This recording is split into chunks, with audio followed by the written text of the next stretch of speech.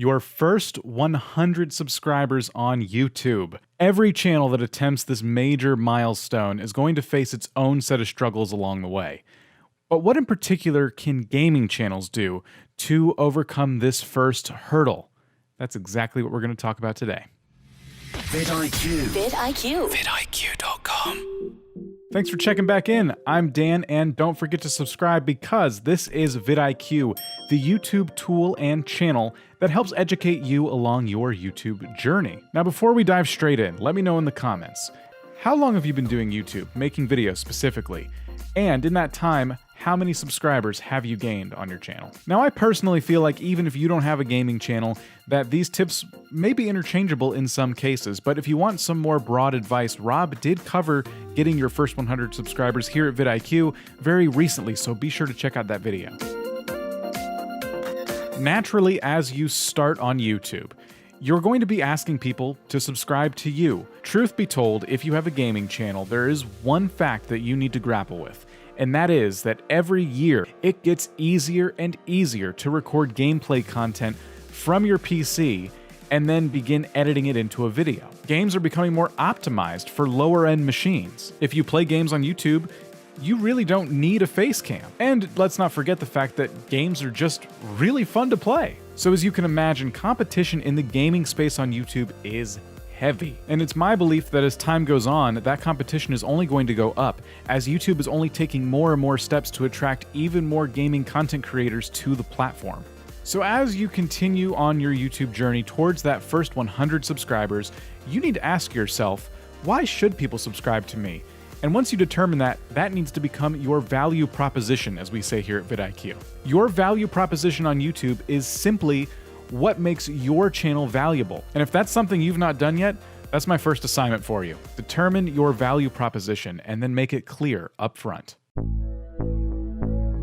So hypothetically speaking, you have your value proposition, and it happens to be, I'm going to make sure you're the best you can be at Temtem. Watch my channel, stick with me, and you will master this video game. If you have less than 100 subscribers, what you have to remember about that value proposition is that now you need to build some credibility and authority. You need to put your money where your mouth is and show us just exactly how you're going to help us master the game of Temtem. You can do this in a multitude of ways. You could do tutorials, you can give your take on Temtem versus games like Pokemon, or you can show highlights of some of your best moments in the game where you conquered some of the most challenging boss fights. But keep in mind, in the early stages of YouTube, when you've built no credibility or no authority, it does take time.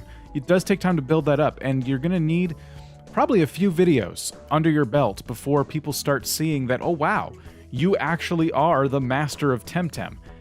Subscribe. I gotta get good like you. That last bit of advice I just gave you assumes that you've niched down your content to at least one genre of game, if not one game altogether, in this case, Temtem. I recently did a video on this subject, and I'd highly recommend checking it out if you get a chance, because I go over exactly how I would go about niching down into at least a genre of a game. Once you have that genre or that game that you're going to play on your channel exclusively, I'd recommend getting yourself a healthy library of videos. Even if your plan is just to make one video a week, I would recommend, if you've made no videos at this point, starting out with about 3 to 5 videos on the subject that you're covering. This will do a few things for you. For one, it's going to help your potential subscribers know exactly what kind of content they're going to get if they come back wanting more. Secondly, you're giving YouTube more data to help better categorize your channel. The third thing this is going to do is give you the opportunity to diversify your content out of the gate. Let's say you don't want to just make Temtem tutorials, but you do want to do just some generic Let's Play content where it's just you playing the game for 20 or 30 minutes. You can do a couple of Let's Plays. You can mix in a tutorial and a review. Now your potential subscribers have a really good idea of what kinds of videos you make around this game or this genre of games, and it helps them better determine, yeah, I think I want more, I think I'm going to come back. This seems like the perfect opportunity to show you the channel audit tool we offer here at vidIQ. This is the vidIQ channel audit tool, and I've just done a channel audit of vidIQ's own videos. As you build up a library of videos, you're going to be getting a lot of data points. You could check the channel audit tool and take a look at videos that are getting decent views, decent engagement, and go back and maybe, if you can, double down on that kind of content. Give your audience more of the things that they're coming back for. You'll see here that we practice what we preach. Our videos about starting a gaming channel and about getting your first 100 subscribers, both doing pretty well. We want to deliver more value to that audience who wants this type of content. So here we are. Alternatively, you can also use this tool to determine videos that could use a little more work. And you can go into these videos and determine, why did people only watch these for only a little bit of time? How come I'm getting lower like ratios? I wonder what's going on there. This is an opportunity for you to learn from your old content, and in the future, make videos that are better and better. These videos are already proven, and if you can double down on that content, you're going to hit that 100 subscriber goal a lot faster. So you've picked your game and your genre, and you know exactly how you're going to cover it, and you understand that this is going to get you your first 100 subscribers because now you're giving them value on a very specific topic that you know they're going to come back for. So with that out of the way, the next thing we need to focus on is your thumbnails. Now, generally speaking, I've seen countless creators do one of two things. Either they take a screenshot from the game and let that be their thumbnail. Nothing special about it. In fact, sometimes I've noticed YouTube just chooses it for them, and it's kind of a scene that doesn't really match the title of the video, and I'm not really sure what I'm going to get. Alternatively, I've seen a lot of overproduced thumbnails, where people try to cram as much text and tiny images into an already tiny thumbnail in order to try and communicate what the video is about in just one little picture.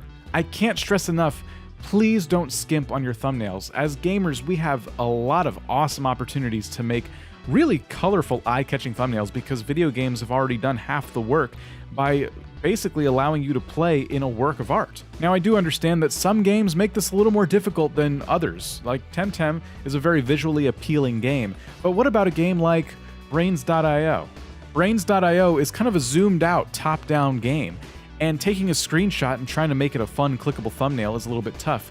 But as you can see here, a lot of creators have kind of found a way to make this work for them. Now, as we scroll through these thumbnails, you can probably pick out the ones that you yourself would like to click on versus the ones that you might simply just skip over. The fact of the matter is, even if your game doesn't really allow for nice screenshots to be taken within it, be sure to put in that effort yourself and find a way to make your thumbnails clickable and eye-catching.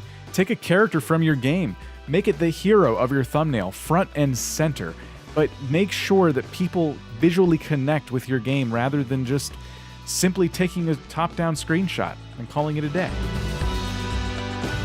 So up to this point, if you've been following this advice, you now have a strong value proposition, you have amazing thumbnails, you have a clear idea of exactly what your channel is about, and you've communicated that to your audience. You're starting to build up that authority and that credibility by posting a number of videos that identify you as an expert on whatever it is you're covering. Now that you've honed in on that value that you're offering your viewers, I can't stress this enough. It never hurts to ask people to subscribe. Think of it this way.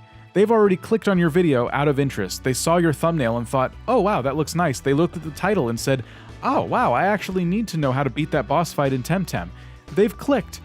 Let them know you do this thing kind of a lot and you would like them to subscribe. When you watch videos here at vidIQ, you'll notice that right at the bottom of the screen, we always put something that indicates, hey, don't forget, you can subscribe. We make videos like this all the time. It never hurts to invite people to explore your library of videos a little bit deeper and decide if you're a creator they would like to visit again. Getting your first 100 subscribers on YouTube is probably going to be I would imagine, the hardest uphill battle you'll have on the platform. But once you get that first 100, you may find that 200 isn't far off, because by now, you've built up a lot of credibility. You have a library of videos, you have an upload schedule, and your audience is coming back for more. YouTube is a marathon, not a sprint. So enjoy the time it takes to get your first 100 subscribers. Learn with every video you make, and you'll get there, I promise. If you haven't answered my question already, don't forget, how many subscribers do you have, and how long have you been doing this whole YouTube thing? Thank you so much for your time. We'll see you in the next one.